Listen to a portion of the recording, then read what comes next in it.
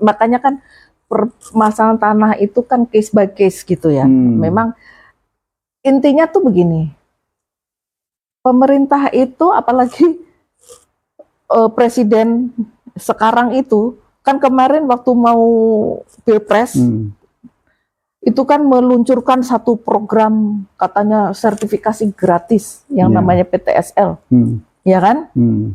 Pendaftaran tanah sistematis lengkap, dan di dalam Kepres itu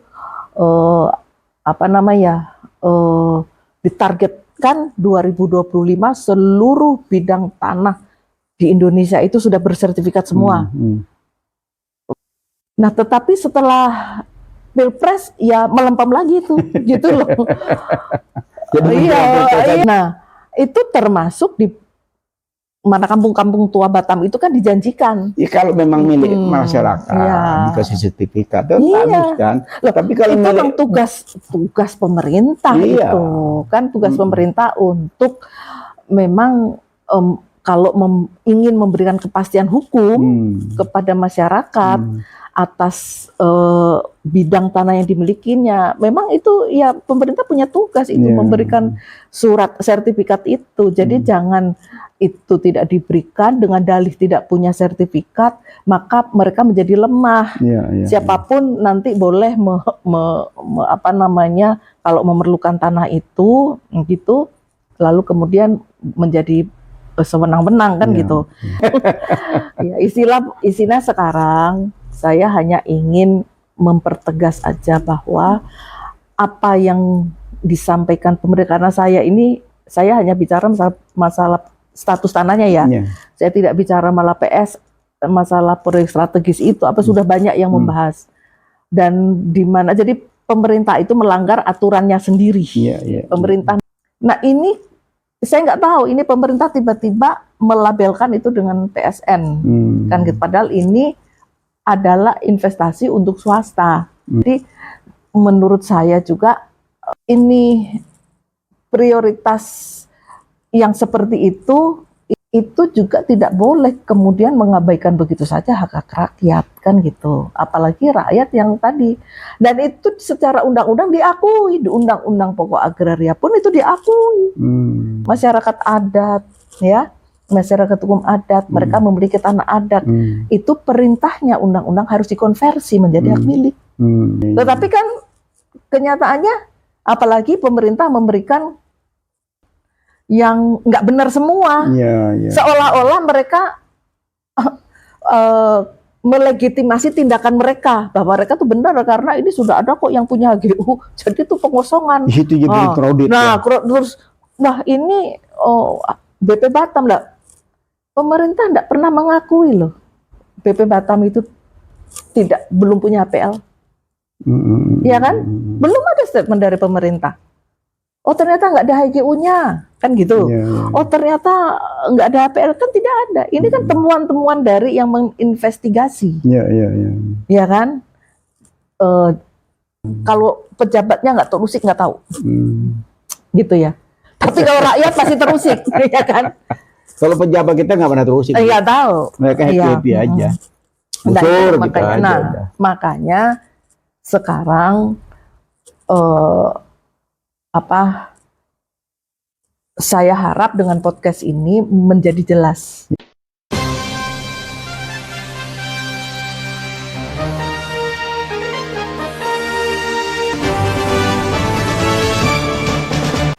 Jangan lupa ya di subscribe, like, comment, share, dan tekan tombol loncengnya. Assalamualaikum warahmatullahi wabarakatuh. Waalaikumsalam warahmatullahi wabarakatuh. Jumpa lagi di Has dan Peace Channel dengan Ibu Ri. Ya. Sehat Ibu? Alhamdulillah. Alhamdulillah. Terima kasih nih menerima undangan saya nih. Iya, dan ini kebetulan mungkin Habib mau menggali masalah apa? Sesuai keahlian Ibu aja. Ya, sesuai dengan yang sekarang mungkin sedang bergejolak gitu ya. Jadi biasa kita bisik-bisik politik ya, bisik-bisik kenegaraan tentang isu-isu ya. Akhir-akhir ini kan kita melihat fenomena tentang masalah pertanahan kan yang begitu karut marut ya. Ya. Jadi menimbulkan gejolak sosial ya yang luar biasa ya. Betul, ya. Nah, kita sebagai LSMPs yang peduli dengan apa namanya sosial politik ya, ikut prihatin ya. Ya. Makanya saya memerlukan kepengen pencerahan dari Ibu Tri nih sebagai notaris, sebagai bidannya PKS, luar biasa nih. Terutama ini ya, sekarang ini kan masalah rempang ya. Ya. Banyak, ada rempah. Iya, memang ada beberapa, tapi yang sekarang mungkin sedang menonjol begitu. Ya sebenarnya konflik agraria saat-saat ini masih sedang banyak ya gitu. Sekali, ya. Banyak gitu. Sekali. Nah, itu akibat menurut saya memang akibat ketidakadilan, ketamakan dan keserakahan gitu ya. Jadi ini kita bicara saat ini kita bicara masalah rempang dulu yang kebetulan sampai saat ini kan ya masih ini kan tanggal 28 September kemarin yang menjadi batas waktu untuk pengosongan kan pada akhirnya pemerintah mengatakan tidak jadi tanggal 28. Tetapi ya sampai batas waktu yang tidak ditentukan. Nah, kita tidak tahu ya nanti seperti apa, tapi saya hanya ingin apa namanya memberikan penjelasan begitu yang menurut saya selama ini banyak yang membahas itu dari informasi yang tidak benar dari pemerintah gitu ya, sehingga orang memperbincangkan atau membahas itu dari informasi yang salah tadi gitu. Nah, saya mulai saja awalnya itu tiba-tiba terjadi ini ya, bentrok antara aparat sama masyarakat gitu ya. Kemudian dari situ Pak Mahfud MD selaku Menko Polhukam, beliau kepada insan pers gitu mengatakan bahwa masalah rempang itu sebetulnya pada tahun 2001 kan sudah diberikan HGU-nya, hak guna usahanya, gitu kepada entitas perusahaan. Tetapi karena itu nggak dilihat-lihat, nggak ditengok-tengok, terus kemudian haknya ini diberikan ke pihak lain. Nah itu kan tidak jelas di situ pihak lainnya siapa, kemudian HGU itu apakah dia sudah terbit sertifikatnya, namun kemudian karena tidak dilihat-lihat, mungkin bukan tidak dilihat-lihat, mungkin tidak dilakukan kegiatan, tidak digarap. Itu mungkin ya memang bisa saja sih itu dibatalkan. Tapi ternyata dalam perjalanannya begitu ya, Pak Menteri ATR itu, Pak Menteri Agraria dan Tata Ruang itu di hadapan DPR, beliau BPN ya? DPR ya, BPN, beliau kepala BPN kan, beliau di hadapan DPR waktu dengar pendapat sama DPR, beliau mengatakan, lu di Rempang tuh nggak ada HGU-nya. Nah ini kan berarti sudah ini ya, sudah ada apa dari pemerintah ini? Gitu ya? Bukan miskomunikasi, itulah disinformasi atau apa? Disinformasi. Iya, maksudnya memang salah. Jadi Pak Mahfud ini mungkin belum menerima masukan yang benar, beliau sudah memberi pernyataan begitu. Tapi HGU ini juga kalau kita melihat, saya sendiri sebetulnya pada waktu Pak Mahfud mengatakan seperti itu, saya sebagai orang yang memang pemerhati masalah hak atas tanah gitu ya, hak atas tanah. Saya bertanya, nah itu ternyata masyarakat di situ itu kan memang sudah ada dari seberapa ratus tahun. 1700. Wah, ya abad ke-18 sudah ada di situ. Kok bisa terbit HGU-nya? Kan nggak mungkin gitu ya. Kalau HGU itu berarti ya pemerintah pusat dong yang memberikan. Betul. Nah, kenapa sekarang yang bergerak itu BP Batam kan gitu? Karena di Batam ini memang ada kekhususan, itu kekhususan dulu otorita Batam yang kemudian sekarang menjadi BP Batam, itu kan memang ketika dibentuknya tahun 1971, pada tahun 1971 3 itu dia diberikan hak pengelolaan untuk seluruh Batam. Berarti itu dari tahun 71 tuh Otorita Batam udah ada ya? Otorita Batam sudah ada, tapi hak pengelolaannya untuk Batam itu juga diberikan. Tetapi ini ternyata di luar Rempang dan Galang. Hanya Batam yang di kota di luar itu, gitu loh. Hanya ini. Makanya kalau di Batam itu semua orang yang memerlukan tanah memohonkannya kan kepada BP Batam selaku pemegang hak pengelolaan.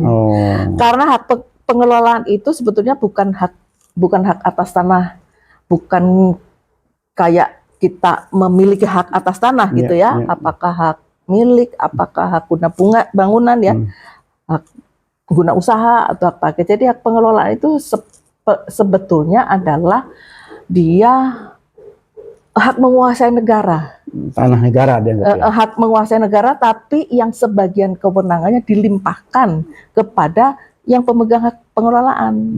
Jadi dia sebetulnya yaitu dia mempunyai kewenangan, dia sebagai yaitu tadi mendapat limpahan dari negara dalam hal tanah yang dikuasai oleh negara. Bukankah waktu pada saat penjajahan Belanda, itu kan hampir semua kan dijajah oleh Belanda. Begitu Belanda kalah, mereka pulang, itu masing-masing kan tanah itu kembali kepada negara kan?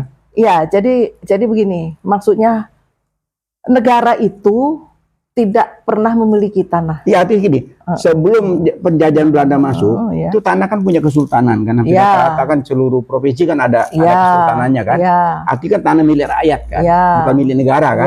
Nah, negara kan baru muncul, ya kan. Begitu Belanda kalah, tanah itu diserahkan kepada negara. Nah, dasar apa tuh negara punya tanah itu dasarnya apa, Bu?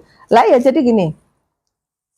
Ini sebetulnya ada bermacam-macam gitu ya. Kalau yang diserahkan kepada, pastilah begitu negara pergi itu kan pasti tanah-tanah itu ada macam-macam, ya. Ada yang digolongkan sebagai tanah yang dikuasai langsung oleh negara, itu yang perkebunan, yang apa itu kan begitu. Tapi ada juga dalam hal kepemilikan properti, rumah tanah kan itu ada yang namanya PM3B. Jadi itu pemilikan itu bekas warga negara Belanda. Nah itu sama, itu juga dikuasai oleh negara waktu itu, tapi langsung diberikan kepada pejabat-pejabat waktu itu. Tapi statusnya tetap tanah yang dikuasai oleh negara. Ini saya ada pengalaman empiris, Bu. Jadi waktu ada masih bau-bau keluarga ya, dengan saya itu di daerah Petamburan, itu beliau itu pekerja sama Belanda pada saat penjajahan, ada perusahaan situ. Nah setelah Belanda kalah, Belanda mundur, itu semua harta Belanda diserahkan kepada orang ini di Petamburan. Saya tahu persis itu diserahkan kepada, jadi miliknya dia. Gitu. Ya itu masuknya ada lagi, nanti itu beda lagi, itu namanya PM3B, P3MB, ada lagi itu. Tetapi statusnya ketika diberikan kepada orang itu juga bukan milik lo ya. Orang itu tetap menyewa kepada negara. Jadi kalau itu di bawah pemerintah daerah masing-masing. Kalau di DKI ya Pemprov DKI gitu loh. Kalau nanti mereka bisa itu mengajukan sertifikat, mereka harus beli dulu dari negara gitu. Jadi ada nanti itu setelah diserahkan oleh awalnya sebelum negara terbentuk, ya kan, sebelum merdeka negara kan belum terbentuk nih. Tanah kan sudah ada. Iya betul. Bumi ini sudah ada kan, dikuasai Belanda sekian ratus tahun kan. Setelah Belanda terusir, masing-masing tanah itu ada kembali kepada kerajaan, ada kembali kepada siapa. Nah, setelah Indonesia merdeka, baru kan muncul negara ini kan. Nah, apa otomatis itu tanah langsung milik negara seluruhnya? Kalau misalnya yang bekas penjajah, jadi gini, negara tidak memiliki, sekali lagi saya bilang, makanya kan negara tidak memiliki, negara hanya menguasai. Itu akan diberikan kepada siapa yang nantinya dianggap memenuhi syarat untuk memiliki, harus memohon lagi gitu loh. Jadi negara nih selamanya tidak pernah memiliki. Nah begitu juga yang kita kembali tadi ke Rempang begitu ya, antara BP Batam yang mempunyai hak pengelolaan, itu yang hak pengelolaan itu berarti dia menjalankan kewenangan negara kan, begitu. Sehingga dia juga ke semua orang yang di Batam itu kalau memohon sertifikat hanya mendapatkan hak guna bangunan gitu, tidak bisa mempunyai hak milik karena sudah HPL-nya batam. Karena pemegang HPL hak pengelolaan itu tidak bisa dilekati oleh hak milik. Nah, berbeda dengan di Rempang. Satu, Rempang itu belum termasuk yang HPL-nya Batam ini, di luar itu gitu, di luar itu. Nah, baru dengan berbagai keputusan mulai dari tahun 93 kalau nggak salah gitu ya, saya tidak menyebut persis lah gitu. Itu baru ada Kepres gitu. Itu Kepres itu yang intinya bahwa ada kesediaan untuk mengelola, untuk memperoleh hak pengelolaan dari baru itu. Tapi itu bukan berarti dia otomatis mendapat hak pengelolaan, enggak, gitu loh. Nah, dalam perjalanannya sampai katanya Pak Mahfud MD tadi 2001, tapi itu kan sudah dibantah. Sudah dibantah oleh Menteri ATR, kan gitu, sudah dibantah. Nah, ketika itu sudah dibantah, ya berarti tanah itu, apalagi mereka sudah mendiami di situ, itu tanah leluhur, itu mestinya kan milik adat sudah, kan gitu, hak milik adat. Karena dari zaman dulu juga, kalau masyarakat itu, yang masyarakat pribumi, yang memang sudah menempati di situ, sudah ini kan, mereka sampai sekarang loh, sampai sekarang ini diakui oleh pemerintah, yang tanah milik adat itu diakui, gitu loh, diakui, dan mereka itu diakui dan mereka mempunyai hak prioritas sebetulnya untuk mendapatkan sertifikat hak milik. Kembali tadi bantah membantah itu aneh juga ya. Nah, itu makanya ini kok tiba-tiba bilang HGU, sehingga waktu itu ramai sampai saat ini bahkan semua orang pakar semua kan berangkat jadi dari HGU. Nah, makanya ini soalnya waktu itu punya HGU, PT apa ini padahal nggak ada. Nggak ada punya HGU di situ. Jadi yang katanya entitas perusahaan yang kata Pak Mahfud tadi itu sebatas dulu dia diberi SK oleh wali kota gitu ya, untuk melakukan pengembangan di situ, wisata atau lah waktu 2004. Nah, itulah dia tetapkan untuk mengembangkan kawasan pariwisata yang dikenal dengan KWTE itu kalau nggak salah ya, kawasan wisata terpadu eksekutif kalau nggak salah seperti itu anunya. Nah, jadi bukan HGU, bukan hak guna usaha. Nah, makanya Pak Mahfud juga menjelaskan itu ada luasnya sekian 17.000 hektar itu sudah nah, makin kesini makin kelihatan kan gitu loh. Ternyata 17.000 hektar itu 10.000-nya kawasan hutan. Lah kalau kawasan hutan itu jelas, itu kawasan hutan lindung. Itu tidak boleh disertifikatkan. Itu bukan ranahnya BPN. Itu ranahnya Menteri LHK sekarang, kan gitu. Nah, saya nggak ngerti. LHK apa transmigrasi? LHK. LHK ya. Ya, kalau dulu Menteri Kehutanan ya. Sekarang karena digabung nomenklaturnya Kementerian Lingkungan Hidup kan. Ya, setahu saya itu ada dua kementerian kan yang memiliki tanah itu kan, ada kementerian LHK, ada juga kementerian transmigrasi ya. Tetapi yang di sini itu kan ditetapkannya sebagai kawasan hutan lindung, sehingga ya itu nggak bisa disertifikatkan yang itu. Nah, itu makanya kan saling simpang siur ini, simpang siur ini. Nah, Pak Mahfud mengatakan juga itu memang ada kekeliruan baik di pemerintah kota maupun di pemerintah pusat, tetapi sudah diluruskan. Dan saya nggak tahu diluruskan ini apa di kata Pak Mahfud. Kemudian diluruskan kata Pak Mahfud, dikembalikan lagi kepada yang pemegang hak semula ketika ini akan digunakan. Loh, dikembalikan kepada siapa? Nggak ada pemegang haknya di situ, iya kan? Dikembalikan kepada siapa? Dikembalikan kepada HGU. Wong nggak pernah terbit HGU. Ini kan kata Menteri Agraria jelas tidak ada, gitu loh. Hanya Menteri Agraria juga ada yang perlu dipertanyakan karena dia juga mengatakan ada 600 hektar katanya yang HPL. Itu benar nggak 600 hektar yang HPL? Karena begini, Bib, ketika di situ Mas sudah ada penghuninya, ada yang menguasai fisik tanah, berarti tanah itu tidak clear and clean. Sertifikat apapun itu tidak akan bisa terbit. Iya. Berarti, ada penghuni, iya, karena sudah ada penghuni. Iya. Makanya apakah itu mungkin mereka, wah itu harus segera digusur apa bagaimana kan gitu? Karena nggak keluar ini, nggak mungkin keluar. Hak milik adat gitu ya? Iya, hak milik adat. Pokoknya ada yang menguasai fisik. Berarti itu nggak clear and clean, gitu ya. Itu tidak mungkin terbit sertifikat apapun lah. Gitu. Seharusnya. Termasuk HPL. Dan memang nggak ada sekarang, tidak ada. Jadi kalau Pak Mahfud mengatakan bahwa itu kan sempat itu antara penggusuran dan pengosongan. Nah itu kan menjadi polemik kan gitu. Wah ini katanya pengosongan karena itu sudah ada yang punya gitu kan, ya mungkin HGU yang dimaksud Pak Mahfud. Ya ternyata nggak ada. Ya berarti sekarang bukan pengosongan kan? Ya, betul-betul itu penggusuran. Kebohongan publik ya, boleh katakan. Saya nggak tahu apa mereka sengaja apa enggak. Yang intinya itu sudah simpang siur. Ya kalau saya bisa katakan sebagai LSMP itu kebohongan publik kan? Iya, mungkin LSMP mengatakan seperti itu. Ya masuk akal juga. Iya karena memang kenyataan. Nah, contohnya barusan juga Pak Menteri Menteri ATR bilang ada 600 hektar lah gitu.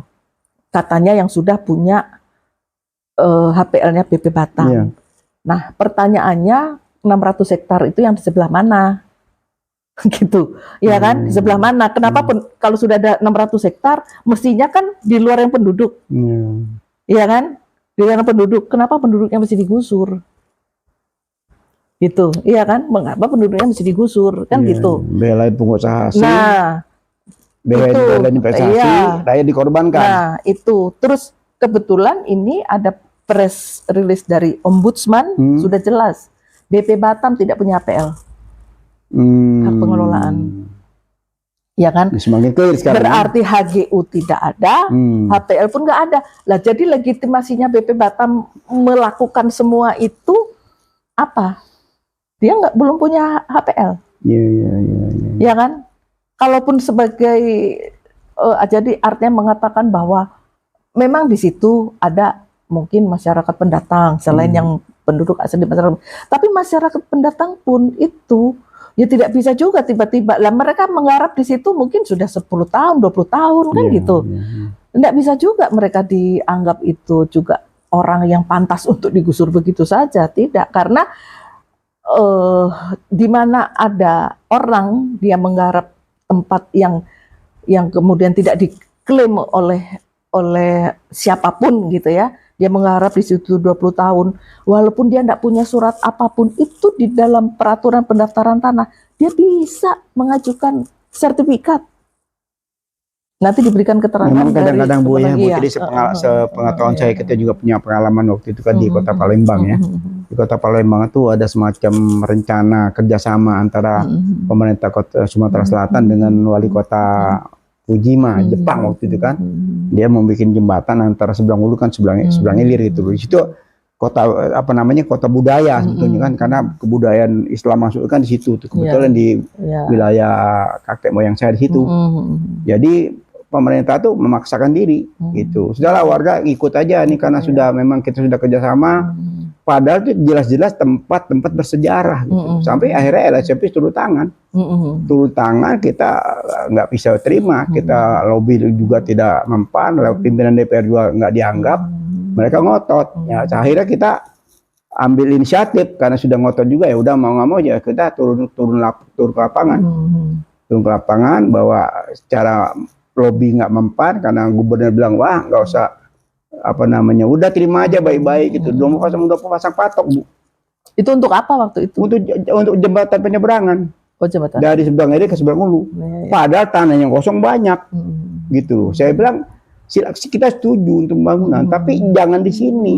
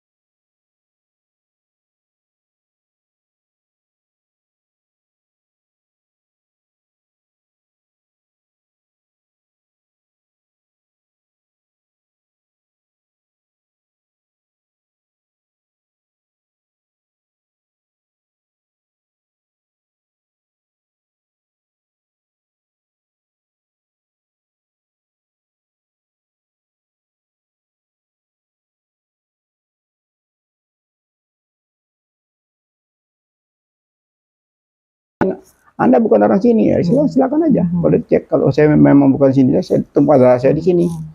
Nah, alhamdulillah berhasil itu, gagal dibangun, tetap jembatannya dibangun cuma digeser, tapi dengan rezimnya lain, bukan pemerintahan yang saat itu, karena nggak lama pemilihan gubernur, ya gubernur petahana itu lengser, gubernur baru ya dia ada kebijakan. Dan bahkan sekarang tempat yang tadi mau dibongkar itu menjadi tempat wisata, dilindungi oleh negara, dapat fasilitas sekarang, alhamdulillah.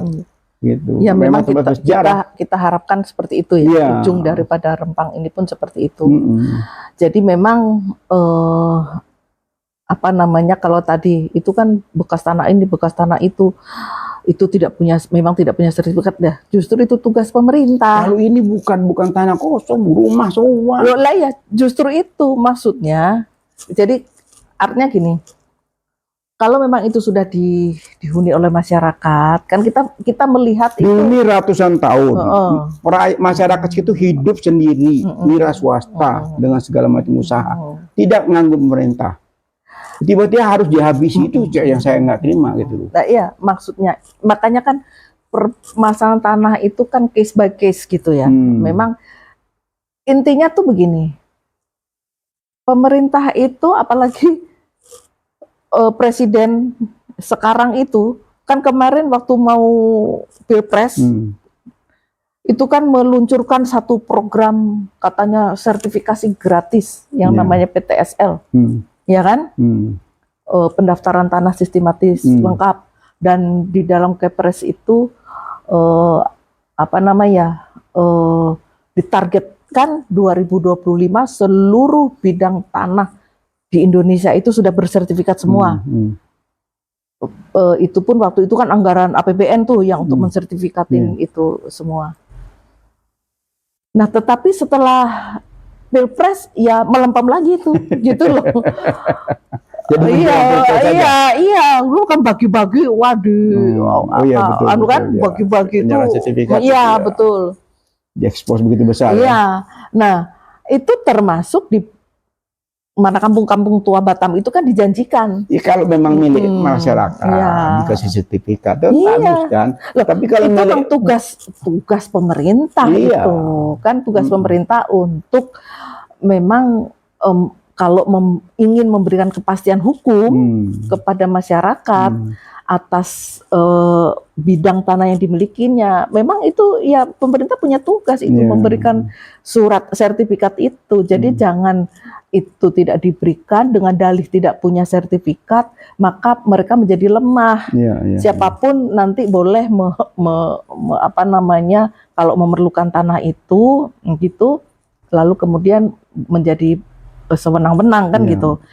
Jadi kalau memang itu untuk apa ya, untuk proyeknya pemerintah gitu, katakanlah jalan tol, itu kan juga memberi ganti rugi sama masyarakat. Cuman memang ganti ruginya kan bagus tuh. Jadi tidak ada istilah, mereka ganti untung kan gitu. Tetapi kan gini, satu, bahwa rata-rata tanah yang digunakan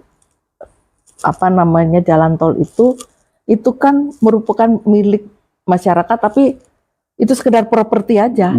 Maksudnya ada yang punya tanah di mana, tapi sebenarnya dia memang sekedar memiliki tanah itu, tapi dia tidak bertempat tinggal di situ, bahkan kadang tanahnya kosong, tanah itu. Jadi ya ketika dia diberi ganti untung ya happy aja. Saya ingat waktu Jokowi waktu wali kota ya, waktu wali kota itu kan itu begitu dekatnya dengan masyarakat ya. Katakan waktu ada semacam pasar yang mau digusur kan, mereka ada pertemuan sampai berpuluh-puluh kali kan, sampai 7 bulan katanya. Gitu.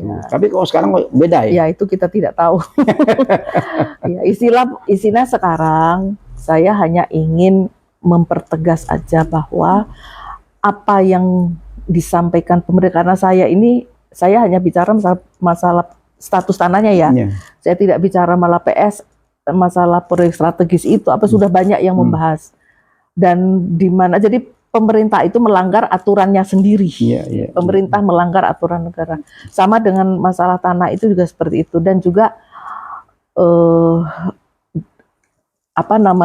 sampai saat ini kan BP Batam melakukan sosialisasi, melakukan segala macam itu. Saya justru bertanya, ya mungkin tugaslah dari pemerintah pusat. Tetapi legitimasinya tuh apa BP Batam itu? Kalau Menteri Investasi malah nggak apa-apa, karena yang mau kan memutuskan itu untuk nanti ada apa menjadi tempat investasi swasta itu kan pemerintah pusat, kan gitu. Jadi kalau itu untuk kepentingan umum dalam arti memang untuk kepentingan umum seperti ya yang sudah dikategorikan kepentingan umum itu adalah jalan tol, ya kan, rumah sakit yang dibangun oleh pemerintah. Kalau perumahan pun perumahan masyarakat berpenghasilan rendah yang dibangun oleh pemerintah, bendungan, apa pokoknya yang termasuk kepentingan umum ada berapa kan, termasuk jembatan kan gitu. Nah ini saya nggak tahu, ini pemerintah tiba-tiba melabelkan itu dengan PSN, kan gitu. Padahal ini adalah investasi untuk swasta, gitu kan, investasi untuk swasta. Jadi menurut saya juga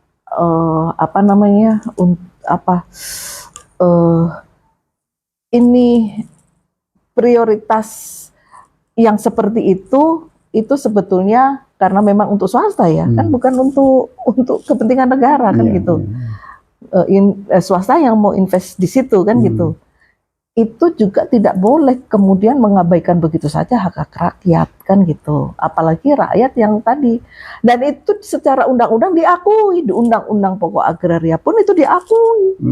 Masyarakat adat ya, masyarakat hukum adat, mereka memiliki tanah adat, itu perintahnya undang-undang harus dikonversi menjadi hak milik gitu. Tetapi kan kenyataannya apalagi pemerintah memberikan statement yang nggak benar semua, seolah-olah mereka melegitimasi tindakan mereka, bahwa mereka tuh benar karena ini sudah ada kok yang punya HGU, jadi itu pengosongan. Di situ jadi kredit. Terus, ini BP Batam lah, pemerintah nggak pernah mengakui loh, BP Batam itu belum punya HPL. Ya kan? Belum ada statement dari pemerintah. Oh ternyata nggak ada HGU-nya, kan gitu. Oh ternyata nggak ada HPL, kan tidak ada. Ini kan temuan-temuan dari yang menginvestigasi. Ya kan?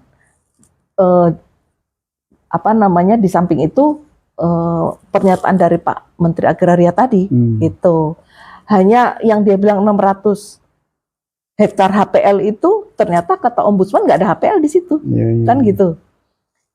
Yang saya tahu dari pemberitaan itu sebetulnya yang dimaksud 600 hektar itu belum HPL juga. Ini karena perintahnya pada waktu itu harus segera dikosongkan begini sehingga diberikanlah SK, surat keputusan untuk HPL itu. Tapi SK-nya itu SK sementara gitu.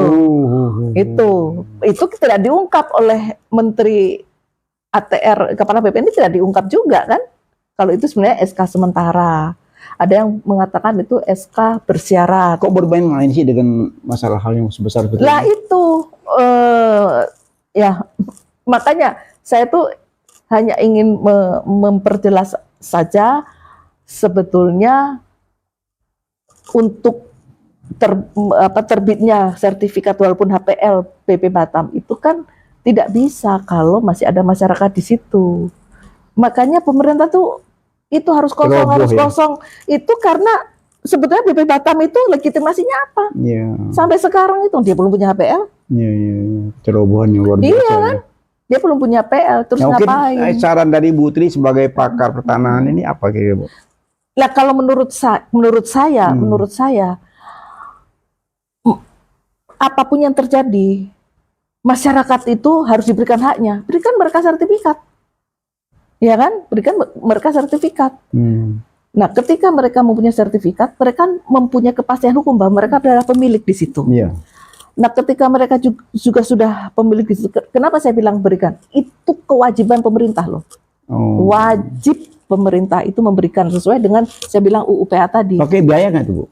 Ya harusnya enggak. Loh kan namanya kewajiban pemerintah. Kan gitu. TTSL itu kan gaungnya kan sertifikat gratis. Gaungnya doang. gaungnya doang, tapi di lapangan yang katanya untuk rapatnya nggak ada, untuk ini yang nggak ada gitu kan gitu. Tapi intinya ya berikanlah itu. Iya. Kalau ingin itu, nah baru setelah mereka apa namanya itu udah pikirkanlah apakah masih mau menggunakan tanah di situ tuh gitu loh sebagai itu untuk investasi itu. Kan masyarakatnya sudah bilang silakan kalau investasi mau masuk, yang penting kita tidak digusur gitu. Nah sementara mereka katanya mau dipindah ke yang lokasi mana gitu ya, lokasi mana itu katanya nanti dia akan diberikan hak guna bangunan, katanya di Pulau Galang. Itu kan belum ada rumahnya, masih hutan, baru di bulldozer itu. Jadi masih katanya nih. Iya, nah ya orang juga nggak mau. Nah sekarang gini, dulu ya zaman transmigrasi dulu masyarakat dipindah, tapi kan diberikan tanah 2 hektar dan mereka diberikan berapa tahun sebelum itu panen kan gitu. Nah sekarang ini mereka diberikan katanya 500 meter, nah kan gitu. Rumahnya tipe 45 tipe. Nah bagi orang Rempang, dia tanahnya di sini kan tidak 500 meter, lebih berharga. Ya.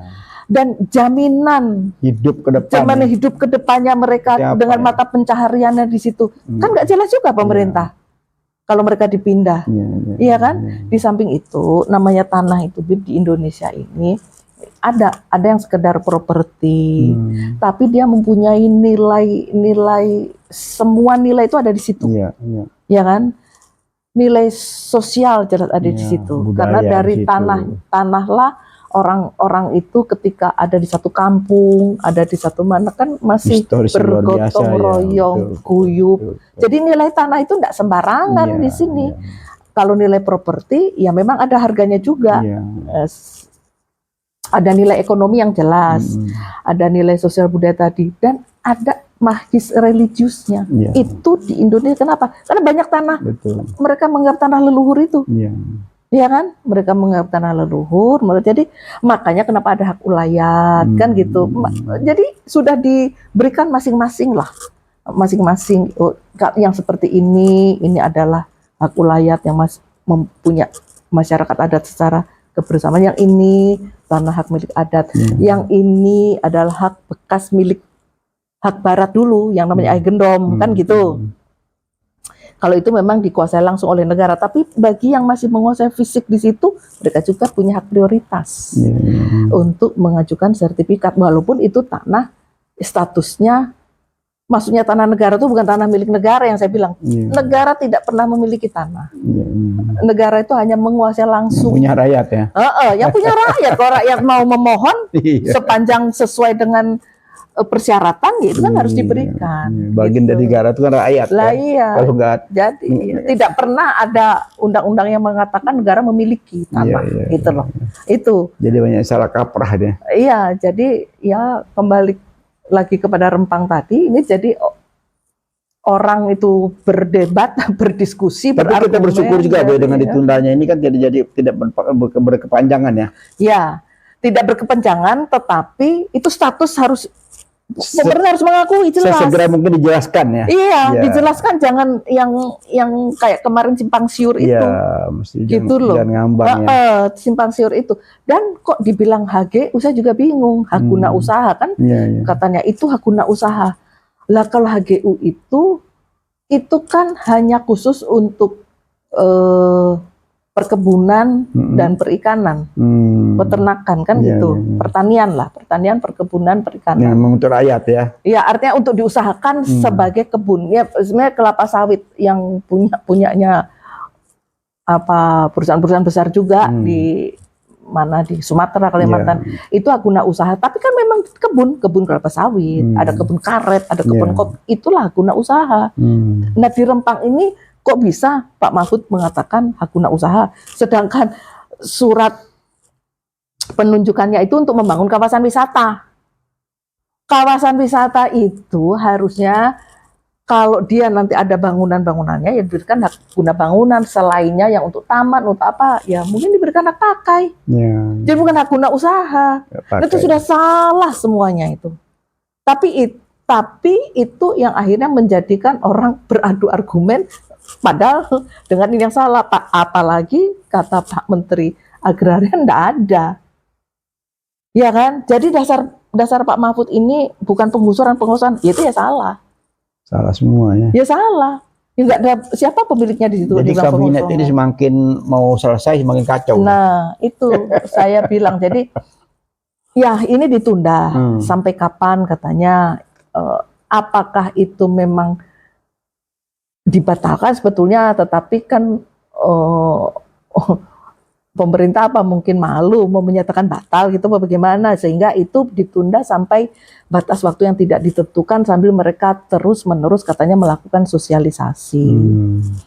Jadi kalau saya melihat masyarakat Rempang sampai hari ini mereka tetap nggak mau, cuman dibalik itunya ya, dibalik apa namanya, katanya ini diperpanjang, tapi masyarakat Rempang itu udah mulai susah loh mendapat bahan Tapi kalau makanan. saya lihat Bu, tadi ini bukan hanya masyarakat Rempang yang semuanya terusik ya. Suku Melayu ini semuanya bangkit Loh, sekarang. dengan adanya itu, ya udah pasti. Iya. Ya pasti semua. Karena apa? Karena mereka satu, kedaulatan negara itu kan mereka enggak apa namanya, mereka tidak rela kalau kedaulatan negara kita itu hanya lepas dari investasi. Contoh Kesultanan Riau itu kan begitu banyak sumbangan pada negara kan. Terus kedua, pastilah awalnya suku Melayu karena mereka merasa ya ada keterkaitan lah ya dengan secara hubungan sosial budaya, secara darah, secara apa kan gitu. Tetapi pada akhirnya kan bukan cuma suku Melayu aja. Nah di Jawa Barat kemarin sudah begitu, di Jakarta juga sudah ada apa namanya yang menyatakan pendapatnya mendukung Rempang. Jadi seluruh Indonesia itu bukan suku Melayu lagi. Berarti di sini ada masalah kedaulatan negara yang terusik. Iya. Yang mengusik rasa keadilan kita sebagai rakyat. Kalau pejabatnya nggak terusik, nggak tahu. Gitu ya. Tapi kalau rakyat pasti terusik, ya kan? Kalau pejabat kita nggak pernah terusik. Nggak tahu. Mereka happy aja. Busur gitu aja. Makanya sekarang saya harap dengan podcast ini menjadi jelas bahwa apapun yang dilakukan di situ, apalagi perintahnya kepada BP Batam yang harus kamu mensosialisasikan, lu legitimasinya apa, dia HP aja nggak punya di situ. Iya kan? Kalau mau ya dari Kementerian Investasi silakan turun langsung. Lah kalau BP Batam, ya kan? Kan emang investasi urusannya BP Batam kan tidak? Iya, urusannya pusat. Iya, Kementerian Investasi kan nggak punya hak juga kan? Enggak, kalau dia mau sosialisasi ini kan karena dia kan untuk investasi. Kalau BP Batam itu kan sebetulnya kalau memang dia punya HPL itu berarti kan berkaitan dengan tanah itu. Lah BP Batam nggak punya HPL kok. Terus ngapain?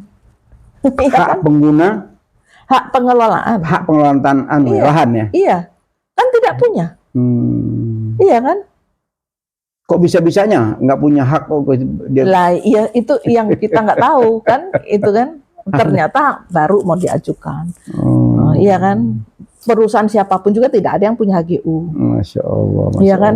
Jadi itu yang maksud saya kita perlu tahu, nggak ada. Jadi perlu kita pertanyakan ya, kedaulatan rakyatnya ada di mana sih? Kira-kira.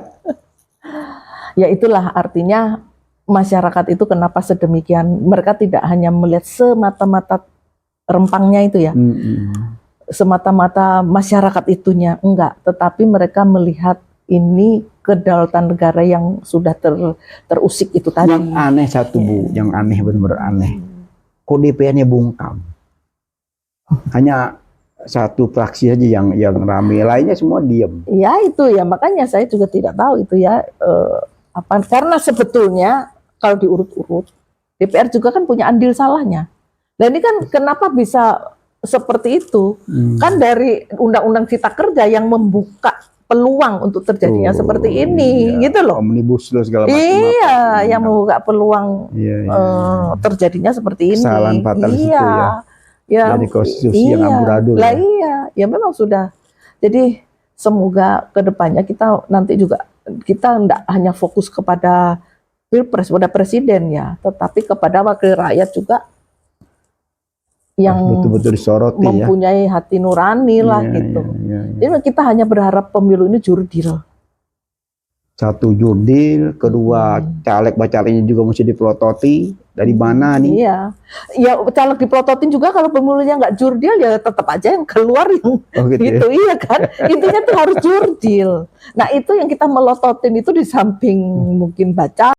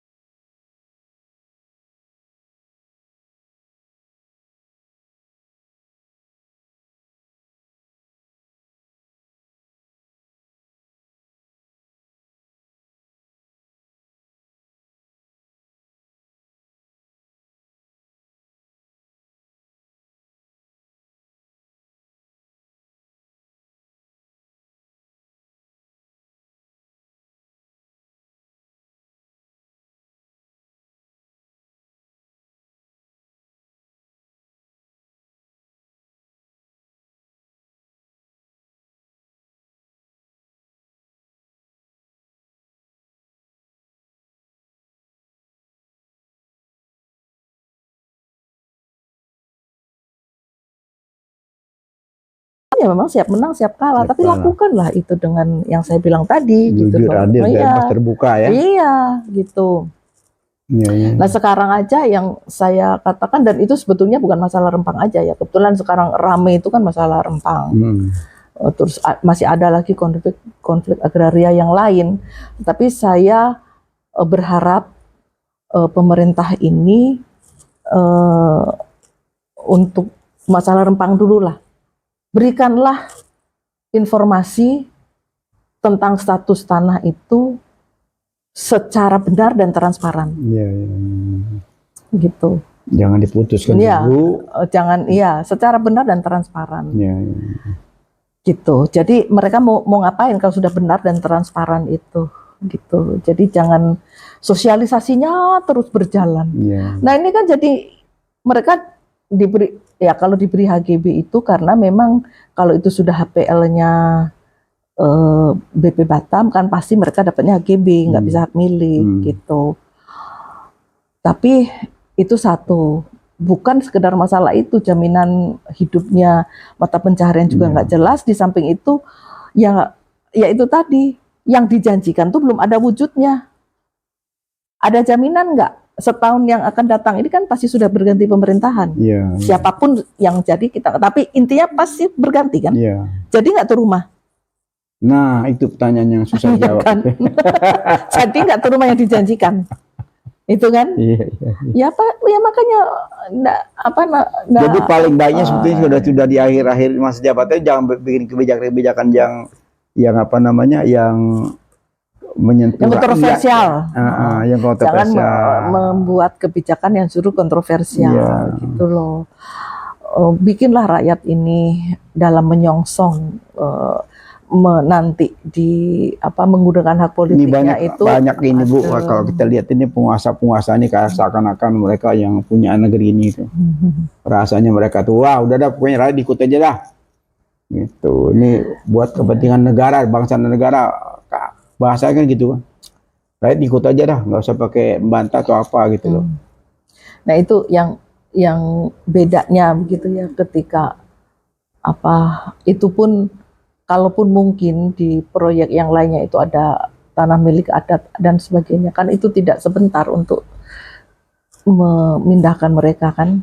Dampak sosialnya panjang. Dampak sosialnya panjang gitu.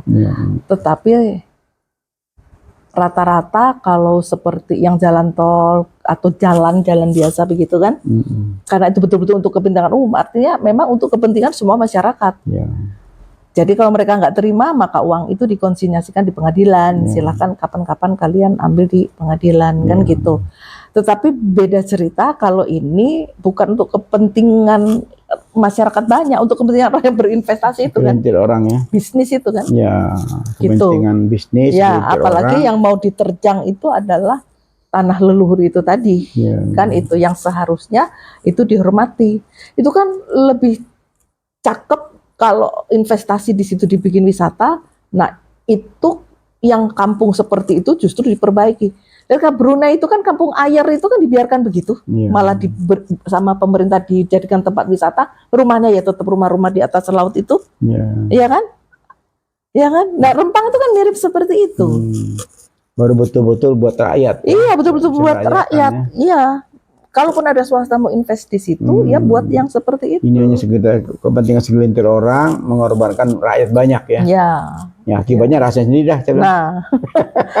Nah makanya itu saya dengan adanya ini.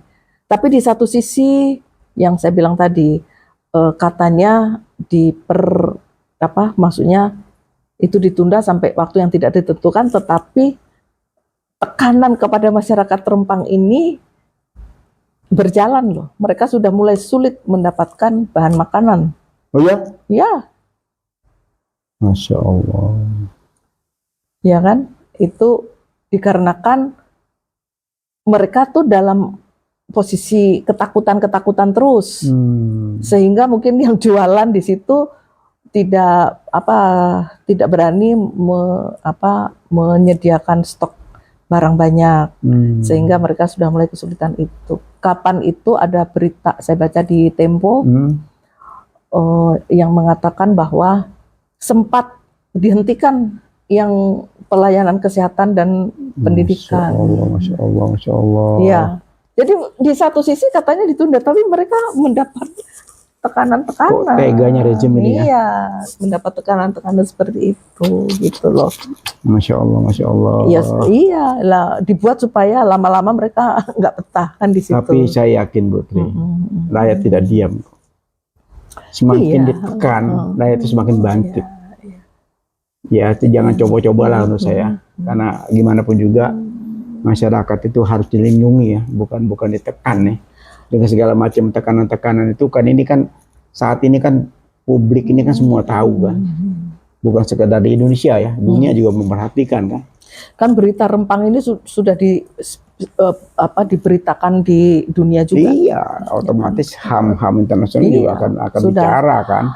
Jadi belajar dari sejarah, tidak di Indonesia aja, di negara manapun. Ketika rakyat terlalu ditindas, pasti akan tumbang penguasanya. Iya, akan dampak. Kebenaran itu pasti akan menemukan jalannya sendiri suatu saat, kan gitu. Pasti akan menemukan jalannya sendiri. Ya, contohnya dulu kita tahu revolusi Perancis, itu raja itu kurang apa kuasanya, kurang apa kayanya, gitu ya. Akhirnya tumbang dengan rakyat. Iya tuh, rajanya semua serajanya, istrinya, anaknya semua kan akhirnya dipenjara dan dibunuh kan. Ya, memang kita lihat seperti Marcos juga berkuasa begitu hebat kan, tiba-tiba juga tumbang kan. Iya, pokoknya seperti itulah kalau masyarakat itu ya belajar dari sejarah. Gitu. Kalau masyarakat itu ada rasa ketidakpuasan yang demikian rupa sehingga ya di Indonesia, rasa keadilan, di Indonesia sendiri kan 2 kali terjadi, presiden pertama sama presiden kedua, semua kan jatuhnya dengan rakyat kan? Kemarahan rakyat ya. Kemarahan rakyat. Apa itu yang diinginkan? Ya nggak tahu juga. Mestinya mereka belajar dari sejarah Iya, itu. saya kadang suka prihatin ya lihat Jangan terlalu gitu. apa namanya yang lagi menjabat sekarang ini seakan-akan mereka tidak akan mati gitu ya. Begitu berkuasanya dengan segala macam cara kita dia berklik ke sana berklik ke sini gitu ya. Kadang-kadang lihatnya ya jengkel juga ya sebagai pemerhati politik sosial ini kayaknya apa nggak dianggap ya, rakyat nggak dianggap gitu loh. Begitu banyak kan nggak sedikit kok tokoh-tokoh Melayu, puak-puak Melayu kan semuanya bangkit di mana-mana kan. Iya, gitu. Dan kasus konflik agraria itu jangan dianggap sepele, ya kan? Karena merampas tanah rakyat itu dosanya luar nggak kebilang dunia akhirat ya. Dunia dosanya. akhirat ya, itu ya. Jadi ya itu kebetulan kalau yang Rempang ini karena baru saja dan sedang berlangsung, jadi saya sempat memperhatikan semua kronologi aturan-aturan dasar hukum. Pejabat kita nggak ngerti bahwa mereka bahkan kembali ke tanah ya. Ya kan? Apa nggak ngerti ya? Katanya banyak yang Muslim kan? Iya. Apa nggak berpikir dia akan kembali ke dalam tanah gitu loh? Ya kan? Iya, saya nggak ngerti juga saya, Bib, mereka kok bisa seperti itu. Iya, gitu kan loh. kalau kita lihat sumbangan Melayu terhadap kemerdekaan Indonesia kan bukan uang kecil, uang besar dan segala-galanya kan disumbangkan kan. Tapi kok balasannya seperti ini gitu loh ya, itu bikin kesal juga ya. Makanya kan apapun kalau mereka kan kebanyakan KTP-nya Islam kan. Pemimpin pejabat kita itu. Iya, disumpah lagi Bu. Iya, itu disumpah pakai ayat kan gitu. Itu nah, mereka disumpah demi Allah. Gitu loh. Mereka tidak akan begini, tidak akan begitu kan. Orang gitu. yang melanggar sumpah itu Putri, ya Allah. Bagi yang memahami nilai-nilai agamanya, bagi yang agamanya cuma ditulis di KTP ya susah. Ya. Ya mereka tidak mendalami itu mereka. Ya setidaknya oke lah mungkin sholatnya nggak ini, tapi kan hati nurani kan Bu ya. Namanya hati nurani, lihat rakyat kita sendiri, bangsa kita sendiri yang susah makan, susah apa harus terusir gara-gara kepentingan segelintir orang gitu. Apa mereka nggak berpikir ini yang saya mau? Ya kadang-kadang itulah ya kekuasaan, harta. Ya harta tahta itu kan ujian, kan gitu. Harta tahta ujian. Ya mungkin mereka tidak tahan dengan ujian. Ujian atau tekanan juga mungkin dari segelintir orang itu. Ya sebetulnya kalau misalnya kita bicara kemungkinan, semua tuh mungkin, gitulah kan. Semua mungkin kan gitu. Semua mungkin aja kan. Mereka sajalah yang, ya mereka yang tahu. Ya mungkin dalam bisik-bisik politik kenegaraan ini kita mengingatkan ya Putri sekali lagi kepada elit politik ya, kecuali sekarang yang saat ini lagi memegang kekuasaan ya, memegang kementerian ini, sadarlah ya bahwa hidupmu itu akan mati gitu, ya kan, tidak akan selama-lamanya gitu loh. Dan ketika mati dihisap. Ketika mati dihisap, apakah mau meninggalkan dosa anak cucumu, bayangkan anak cucumu, oke lah dirinya lepas, tapi kenapa dosa-dosa anak cucu tidak punya beban? Alangkah indahnya, alangkah baiknya begitu di akhir-akhir ayatnya itu, selama meninggalkan jabatan itu, akhir itu bagus gitu loh, buat anak cucu itu bagus. Oh papa saya atau kakek saya dulu pejabat ini punya kenangan manis gitu, ini kenangannya gusur, ya kan, ngosong itu yang. Dan itu sampai terus itu akan menjadi, ya itu tadi menjadi kenangan, dan justru kasihan anak cucunya kan. Mereka mempunyai merek, semacam merek kan. Yang wah dulu orang tuamu apa kakekmu apa buyut ketika berkuasa seperti itu, dan itu kan tidak hilang. Seperti Fir'aun kan. Sampai sekarang itu Fir'aun kan. Betul. Orang udah bilang Fir'aun itu udah merinding ya. Apa mau mereka seperti ini kan, itu yang kita khawatirkan. Mereka kan ya rata-rata kan umurnya sudah di atas 50 kan. Iya. Sudah di atas 50. Artinya apa? Kan tinggal lama lagi wassalam kan. Aduh. Ya begitulah, artinya kita hanya bisa berharap, tapi kita akan terus memberikan kritik dan masukan ya gitu. Semua itu sebetulnya untuk kebaikan negara dan bangsa. Ya kan gitu. Tugas kita ini kan mengisi kemerdekaan ini dengan jujur, adil, kan gitu kan. Kan kalau zaman kemarin-kemarin sebelumnya pejuang-pejuang merebut kemerdekaan, kita kan mengisi kan. Yang mengisi jangan saya semena-mena kan gitu kan. Mentang-mentang berkuasa, dia semena-mena, apa ulahnya dia dianggap paling benar, kritik sana sini dianggap angin lalu, itu kadang-kadang kita bikin apa namanya. Kayaknya ya seperti itu. Kalau memang sudah masuk di dalam lingkaran itu dan dia tidak artinya dia tidak memahami dan tidak menjalankan apa tuntunan agamanya. Agama itu kan ada tiang ya. Bukan nggak memahami, tidak punya hati nurani. Loh, ya karena nggak paham itu sehingga hati nuraninya hilang. Juga bukan masalah paham, apa sih paham lah. Masa nggak paham orang tergusur? Hati nurani nggak ada. Bukan, yang saya bilang itu dari sisi agama itu tadi loh. Iya, oke lah kalau orang yang agamanya. Karena seperti itu kan tadi kan Habib mungkin mereka nggak ingat mati kan gitu. Nah itu kalau mereka ingat itu kan berarti mereka harus paham agama saya, agama apapun lah gitu. Pasti tuntunannya kan baik. Betul. Harus orang baik dan mempunyai hati nurani. Nah kalau orang sudah tidak mempunyai hati nurani berarti agama dia tidak menjalankan tuntunan agama lah. Agama apapun kan mengajarkan kebaikan. Iya kan? Ya itu berarti dia sudah tidak berpegang pada tuntunan agamanya. Karena ya kan dia sudah tidak mempunyai hati nurani dan dia sudah berada di lingkaran yang mungkin kekuasaan tuh ingin terus. Kalau nggak dia nanti harus terus berlangsung ke anaknya, berlangsung ke sini terus. Kalau nggak ke orang lain, yang penting dia harus berada di dalam posisi yang berkuasa terus. Ini nggak ngerti apakah seperti itu hanya ketamakan semata atau memang ada yang mau ditutupin sehingga dia nggak ngerti juga saya.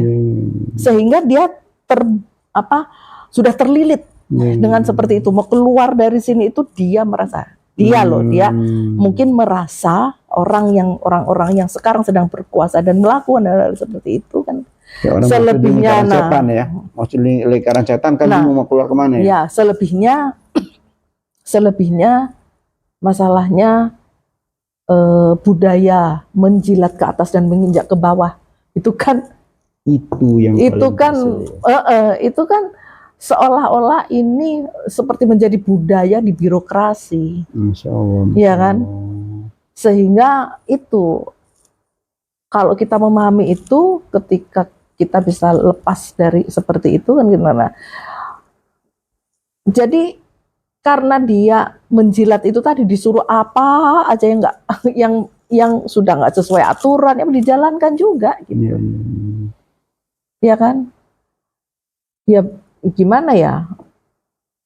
Kalau misalnya mereka punya hati nurani, ya kalau nggak sesuai ya sudah diberhentikan ya nggak apa-apa tuh. Ya kan? Seharusnya gitu ya. Seharusnya kalau saya bilang tuh tadi, kan Habib tadi selalu bilang ingat mati, kan gitu. Iya kan? Ya saya tuh bingung ya. Soalnya kenapa? Habib juga pasti bingung. Kok bisa sebegitunya begitu.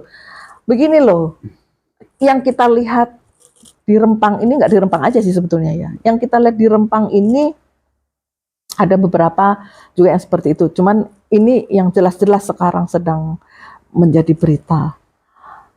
Yang mau investasi swasta, tetapi yang istilahnya berhadapan dengan rakyat sampai gebuk-gebukan, gas air mata sana sampai seperti itu negara melalui aparatnya. Lepas mau investasi itu swasta. Ya, malah kata suruh fitting aja. Iya. Nah, yang mau investasi kan swasta, tetapi yang menghadapi masyarakat sebenarnya saya juga kasihan loh sama polisi yang dibawa-bawa itu. Gitu loh. Menjalani tugas ya. Iya, kan mereka katanya kalau saya lihat waktu demo itu Kapolrinya bilang mereka juga punya keluarga. Lah iya, mereka punya keluarga juga, tapi di sini juga kalian ambil haknya gitu loh. Iya kan? Kalian ambil haknya dengan semena-mena gitu. Bahkan dengan sebegitu menurut saya kok tragis banget sampai nembak gas air mata itu sampai masuk ke rumah penduduk, ada yang punya bayi, punya apa, kenalah itu, ya kan? Dan itu yang saya bilang tidak berhenti sampai sekarang. Sekarang memang terornya tidak seperti itu, tapi teror memberikan form isian untuk bersedia relokasi itu kan terus diberikan sekarang. Sampai sekarang. Astagfirullahaladzim. Kan masih diberikan. Katanya kalau orangnya nggak ada, dikasihkanlah anaknya yang disuruh ngisi. Pokoknya mereka masih merasa diteror gitu. Masyarakat Rempang ini gitu loh. Nggak berhenti gitu di situ. Kemudian, nah itu yang apa ya? Itu yang tadi begitu tidak punya nuraninya padahal. Nah, kalau gitu mungkin kita menghimbau yang sekian kali Bu ya, elit politik, DPR gitu loh. Coba turun ke bawah, lihat seperti Bu tadi kan ada semacam terus berproses kan. Nah, itu mesti mereka harus ya kita langsung. Sekarang tidak dalam posisi menghimbau, mereka sudah tahu tapi mereka tidak melaksanakan itu tadi. Tugasnya untuk mengayomi masyarakat, tugasnya untuk mempertahankan kedaulatan negara. Ya buat apa kita himbau? Gak ada gunanya ya. Gak ada gunanya. Ganti aja mendingan. Ya memang sudah saatnya berganti nanti kan gitu. Jangan 2004 ya sudah saatnya berganti. Yang sekarang itu kita memarahi mereka. Kita mengkritik, memarahi mereka. Kenapa kamu tidak menghimbau? Gitu loh. Kenapa kok kamu? Saya nggak tahu ya. Apakah sudah ada? Biasanya anggota DPR itu kalau ada apa gitu ya mesti turun ya. Yes ya. Iya, turun nggak tahu, ini kok belum ada yang turun, apa mungkin saya kelewat berita apa gimana, tapi saya kok belum tahu kalau ada yang turun ke sana. Gitu ya, mungkin seperti itulah kita. Saya sih tujuannya hanya itu tadi, ketika kita tahu bahwa semua informasi dan pernyataan yang diberikan pemerintah itu ternyata tidak sesuai gitu. Nah sekarang ya bagaimana kita menilainya? Kalau kita minta, kan kita sudah tidak menghimbau kan? Kita meminta, pemerintah, Pak Mahfud ralat ucapanmu. Gitu loh, ya kan? Ralat ucapanmu sesuai dengan yang kondisinya seperti apa sekarang. Sesegera mungkin. Di bidang hak atas tanah, Pak Mahfud harus meralat. Sementara untuk Menteri Investasi itu dan BP Batam, silakan dilihat temuan dari Komnas HAM dan berbagai LSM yang sudah menginvestigasi di sana kaitannya dengan hak asasi manusia itu seperti apa. Ombudsman juga mengenai administrasi dan sejarah hukum dari Rempang itu sendiri, itu sudah ada semua itu, gitu loh. Ombudsman juga sudah memberikan sejarah hukumnya itu seperti apa, dan juga ternyata yang itu tadi, ternyata memang belum punya HPL sekarang. Jadi sebetulnya sudah, apalagi kalau tidak mau transparan. Ya mungkin seperti itu, Bu. Iya, makin hangat ini pembicaraan dengan Bu Tri, pakar tanah. Pakar pertanahan yang masih peduli dengan situasi karut-parut bangsa ini ya, Bu Tri ya. Baiklah, bisik-bisik politik kenegaraan ini makin hangat ya, makin tajam, tapi ini adalah proses pembelajaran ya buat masyarakat, buat elit-elit politik ya, buat pejabat yang lagi berkuasa. Ya cobalah pikirkan hak-hak rakyat ini, jangan diabaikan ya. Kita akhiri dengan ucapan wabillahi taufik wal hidayah. Wassalamualaikum warahmatullahi wabarakatuh. Ikuti terus Has dan Peace Channel, insya Allah bermanfaat buat kita semua. Makasih Bu Tri waktunya. Ya, nanti ada episode berikutnya nih, banyak lagi yang kita masih kupasin. Insya Allah.